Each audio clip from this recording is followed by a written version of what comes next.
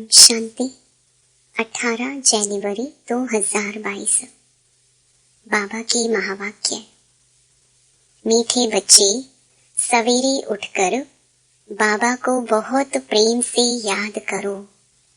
बाबा को याद करेंगे तो बाबा भी प्यार करेंगे, कशिश होगी।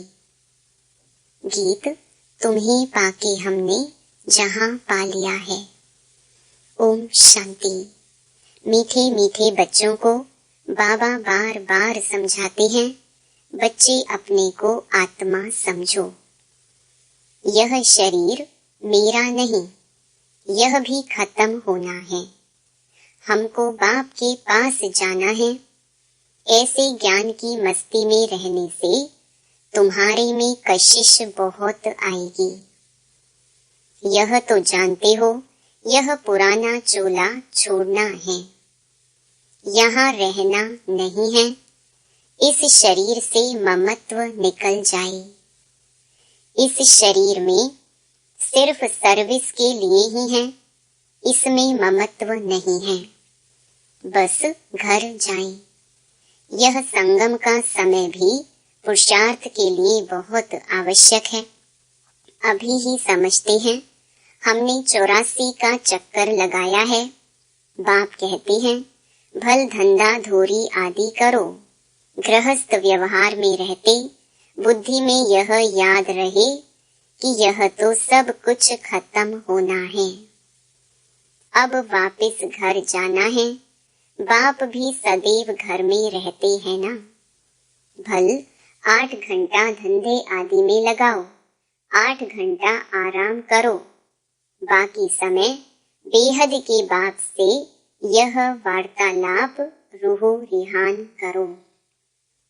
बाप की श्रीमत है, मीठे बच्चे निरंतर याद की यात्रा पर रहो। जितना याद की यात्रा पर रहेंगे तो तुम्हारी प्रकृति दासी बनेंगी। सन्यासी लोग कब मांगते नहीं हैं, वह योगी तो है ना। निश्चय रहता है कि हमें ब्रह्म में लीन होना है। बहुत पक्के रहते हैं, बस हम जाते हैं, यह शरीर छोड़ जाएंगे। बड़ी मेहनत करते हैं। भक्ति मार्ग में कई भक्त देवताओं से मिलने के लिए अपना जीव घात भी कर लेते हैं। आत्मघात तो नहीं कहेंगे, वह तो होता नहीं, बाकी जीव घात होता है। तुम बच्चे योग में रहते हो तो जैसे अमर हो, कभी कोई भी ख्याल नहीं आएगा कि कुछ करें, परंतु वह अवस्था मजबूत हो। पहले तो अपने अंदर देखना है कि हमारे में कोई खामी तो नहीं है। खामी नहीं होगी तो सर्विस भी अच्छी कर सकेंगे। फादर शोज सन, सन शोज फादर। बाप ने तुमको लायक बनाया और तुम बच्चों को फिर नई नई को बाप का परिचय देना है। बच्चों को बाप ने होशियार कर ही दिया। बाबा जानते हैं, बहुत अच्छे अच्छे बच्चे हैं जो सर्विस करके आते हैं।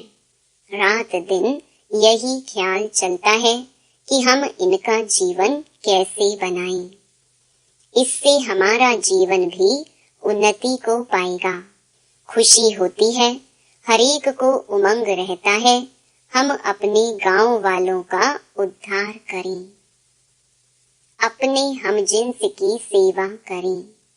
बाप भी कहते हैं, चैरिटी बिगिंस एट होम। बाप बैठ बच्चों को ही शिक्षा देते हैं कि बच्चे, तुमको पहले अपनी उन्नति करनी है। बाप जानते हैं, रूहानी कल्प वृक्ष कल्प पहले मिसल ही है। यह वृक्ष है ना, इनमें सभी सेक्शन हैं। तुम आगे चल सब साक्षात्कार करेंगे कैसे सब रहते हैं। सिजरा तो जरूर है ना। बुद्धि भी कहती है, वहां से आत्माएं फिर नंबरवार आती हैं। तो बच्चों का विचार सागर मंथन चलना चाहिए कि ऐसे ऐसे सर्विस करें, यह करें, साथ साथ बाप की भी याद रहनी चाहिए, याद से ही उन्नति होती है। बाबा कहेंगे ड्रामा प्लान अनुसार जो पास हुआ वह ठीक है। लाडले बच्चे, आगे चल तुम्हारे में योग बल की ताकत आ जाएगी। फिर तुम किसी को थोड़ा ही समझाएंगे तो झट समझ जाएंगे। यह भी ज्ञान बाण है ना। बाण लगता है तो घायल कर देता है। पहले घायल होते हैं फिर बाबा के बनते हैं। तो एकांत में बैठ युक्तियां निकालनी चाहिए। ऐसे नहीं रात को सोया सुबह को उठा, नहीं, सवेरे उठकर बाबा को बहुत प्रेम से याद करना चाहिए। रात को भी याद में सोना चाहिए। बाबा को याद ही नहीं करेंगे तो बाप फिर प्यार कैसे करेंगे? कशिश ही नहीं होगी। भल बाबा जानते हैं ड्रामा में सब प्रकार के नंबरवार बनने हैं, फिर भी चुप करके बैठ थोड़े ही जाएंगे, पुरुषार्थ कराएंगे ना। बच्चों को ड्रामा कह करके ठहर नहीं जाना है, नहीं तो अंत समय में बहुत पछताना पड़ेगा। नाहिक मैंने ऐसा किया, माया के वश हो गया। बाप को तो तरस पड़ता है, नहीं सुधरते हैं तो उनकी क्या गति होगी। रोएंगे पीटेंगे सजाएं खाएंगे। इसीलिए बाप बच्चों को बार बार शिक्षा देते हैं कि बच्चे तुम्हें परफेक्ट बनना है। बार बार अपनी चेकिंग करनी है। हर एक बच्चे को अपने से पूछना है, बाप से हमें सब कुछ मिला, फिर किस चीज की मेरे में कमी है? अपने अंदर झांक करके देखना है। जैसे नारद से पूछा ना कि लक्ष्मी को वरने के लायक अपने को समझते हो?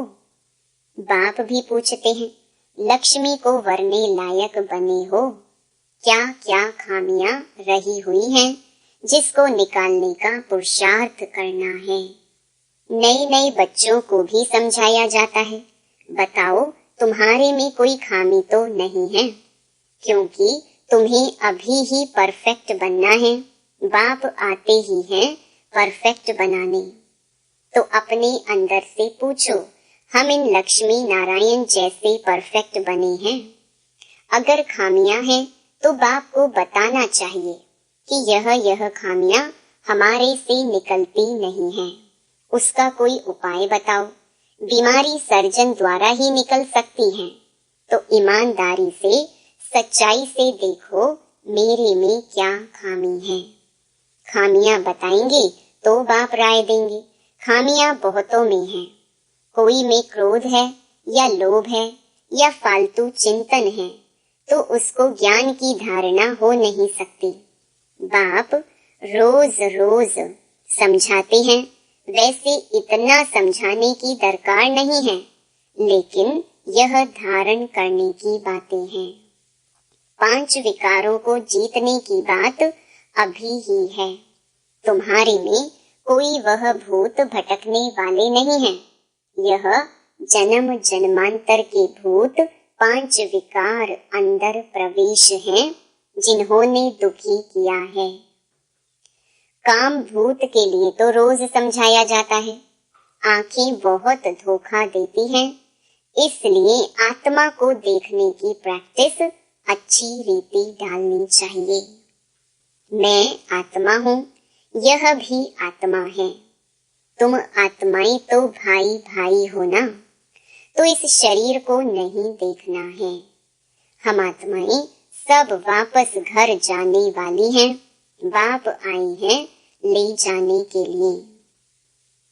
बाकी यह देखना है हम सर्व गुण संपन्न बने हैं। कौन सा गुण कम है? आत्मा को देख बताया जाता है, इस आत्मा में यह खामी है, तो फिर बैठकर करंट दें कि इनसे यह बीमारी निकल जाए।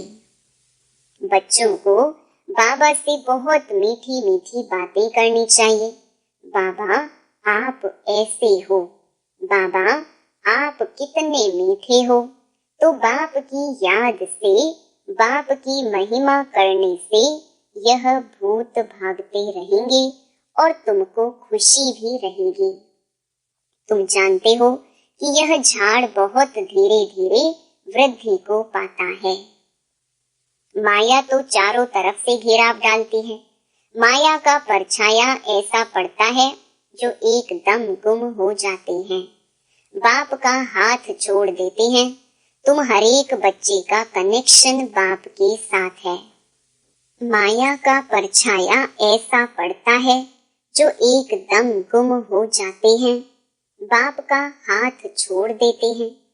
तुम हर एक बच्चे का कनेक्शन बाप के साथ है। बाकी बच्चे तो सब नंबरवार निमित्त हैं। अच्छा, अति मीठे, अति लाडले, सर्व सिकी लधे बच्चों प्रति मात पिता बाप दादा का दिल व जान, सिक व प्रेम से याद प्यार और गुड मॉर्निंग। रूहानी बाप की रूहानी बच्चों को नमस्ते। अव्यक्त महावाक्य, अंतिम सर्विस का अंतिम स्वरूप। अपने अंतिम स्वरूप का साक्षात्कार होता रहता है, क्योंकि जितना जितना नजदीक आते जाते हैं उतना ऐसे अनुभव होगा जैसे कोई सम्मुख वस्तु दिखाई दे रही है। ऐसे ही अनुभव होगा कि अभी अभी यह बनेंगे। जैसे वृद्ध अवस्था वालों को यह स्मृति रहती है कि अभी वृद्ध हूँ, अभी अभी जाकर बच्चा बनूंगा। ऐसे ही अपने अंतिम स्वरूप की स्मृति नहीं, लेकिन सम्मुख स्पष्ट रूप से साक्षात्कार हो, अभी यह हूँ, फिर यह बनूंगा। जैसे शुरू में सुनाते थे कि जब मंजिल पर पहुंच जाएंगे तो ऐसे समझेंगे कि कदम रखने की देरी है। एक पांव रख चुके हैं, दूसरा रखना है, बस इतना अंतर है। तो ऐसे अपनी अंतिम स्टेज की समीपता का अनुभव होता है। अपरोक्ष स्पष्ट साक्षात्कार होता है। जैसे आईने में अपना रूप स्पष्ट दिखाई देता है, वैसे ही इस नॉलेज के दर्पण में ऐसा ही अपना अंतिम स्वरूप स्पष्ट दिखाई दे। जैसे कोई बहुत अच्छा सुंदर चोला सामने रखा हो और मालूम हो कि हमको अभी यह धारण करना है, तो ना चाहते हुए भी धारण करने का समय जैसे जैसे नजदीक आता रहेगा तो अटेंशन जाएगा, क्योंकि सामने दिखाई दे रहा है। ऐसे ही अपना अंतिम स्वरूप सामने दिखाई देता है। उस स्वरूप तरफ अटेंशन जाता है।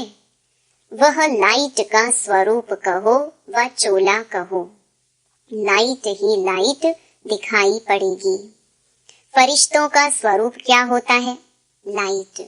देखने वाले भी ऐसे अनुभव करेंगे कि यह लाइट के वस्त्रधारी हैं।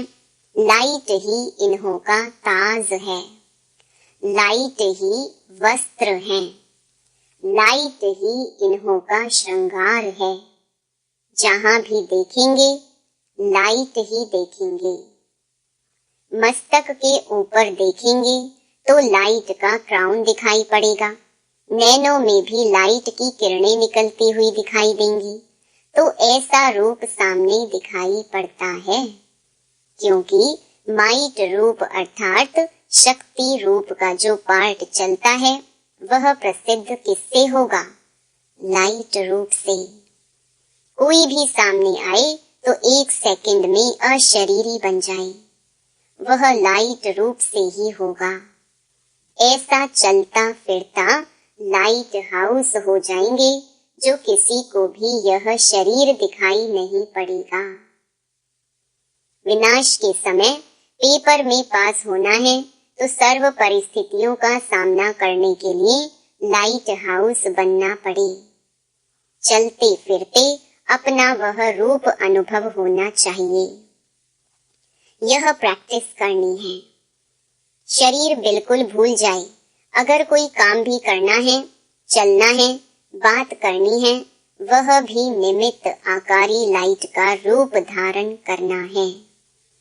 जैसे पार्ट बजाने समय चोला धारण करते हो, कार्य समाप्त हुआ, चोला उतारा।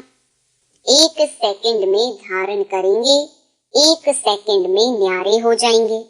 जब यह प्रैक्टिस पक्की हो जाएगी, फिर यह कर्म भोग समाप्त होगा। जैसे इंजेक्शन लगाकर दर्द को खत्म कर देते हैं, हठ योगी तो शरीर से न्यारा होने का अभ्यास कराते हैं। ऐसे ही यह स्मृति स्वरूप का इंजेक्शन लगाकर देह की स्मृति से गायब हो जाएं। स्वयं भी अपने को लाइट रूप अनुभव करो तो दूसरे भी वही अनुभव करेंगे। अंतिम सर्विस यही है। इससे सारी कारोबार भी लाइट अर्थात हल्की होगी। जो कहावत है ना, पहाड़ भी राई बन जाता है, ऐसे कोई भी कार्य लाइट रूप बनने से हल्का हो जाएगा। बुद्धि लगाने की भी आवश्यकता नहीं रहेगी। हल्के काम में बुद्धि नहीं लगानी पड़ती है। तो इसी लाइट स्वरूप की स्थिति में जो मास्टर जानी जाननहार व मास्टर त्रिकालदर्शी के लक्षण हैं, वह आ जाते हैं। करें या ना करें, यह भी सोचना नहीं पड़ेगा। बुद्धि में वही संकल्प होगा जो यथार्थ करना है। उस अवस्था के बीच कोई भी कर्म भोग की भासना नहीं रहेगी। जैसे इंजेक्शन के नशे में बोलते हैं, हिलते हैं, सभी कुछ करते भी स्मृति नहीं रहती है। कर रहे हैं, यह स्मृति नहीं रहती है, स्वतः ही होता रहता है।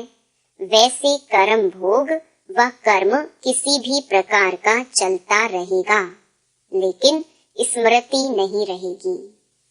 वह अपनी तरफ आकर्षित नहीं करेगा। ऐसी स्टेज को ही अंतिम स्टेज कहा जाता है। ऐसा अभ्यास होना है। यह स्टेज कितना समीप है, बिल्कुल सम्मुख तक पहुंच गए हैं। जब चाहें तब लाइट रूप हो जाएं, जब चाहें तब शरीर में आएं व जो कुछ करना हो वह करें। सदा काल वह स्थिति एकरस जब तक रहे, तब तक बीच बीच में कुछ समय तो रहे। फिर ऐसे रहते रहते सदा काल हो जाएगी। जैसे साकार में आकार का अनुभव करते थे ना, फर्स्ट में रहते भी फरिश्ते का अनुभव करते थे। ऐसी स्टेज तो आनी है ना। शुरू शुरू में बहुतों को यह साक्षात्कार होते थे। लाइट ही लाइट दिखाई देती थी। अपने लाइट के क्राउन के भी अनेक बार साक्षात्कार करते थे। जो आदि में सैंपल था, वह अंत में प्रैक्टिकल स्वरूप होगा। संकल्प की सिद्धि का साक्षात्कार होगा। जैसे वाचा से आप डायरेक्शन देती हो ना, वैसे संकल्प से सारी कारोबार चला सकती हो। साइंस की शक्ति से नीचे पृथ्वी से ऊपर तक डायरेक्शन लेते रहते हैं, तो क्या श्रेष्ठ संकल्प से कारोबार नहीं चल सकती है? साइंस ने कॉपी तो साइलेंस से ही की है, तो एग्जाम्पल देने अर्थ पहले से ही स्पष्ट रूप में आपके सामने है। कल्प पहले तो आप लोगों ने किया है ना, फिर बोलने की आवश्यकता नहीं। जैसे बोलने में बात को स्पष्ट करते हैं, वैसे ही संकल्प से सारी कारोबार चले। जितना जितना अनुभव करते जाते हो, एक दो के समीप आते जाते हो, तो संकल्प भी एक दो से मिलते जाते हैं। लाइट रूप होने से व्यर्थ संकल्प, व्यर्थ समय समाप्त हो जाने के बाद संकल्प वही उठेगा जो होना है। आपकी बुद्धि में भी वही संकल्प उठेगा और जिसको करना है उनकी बुद्धि में भी वही संकल्प उठेगा कि यही करना है। नवीनता तो यह है ना, यह कारोबार कोई देखे तो समझेंगे इन्हों की कारोबार कहने से नहीं, इशारों से चलती है।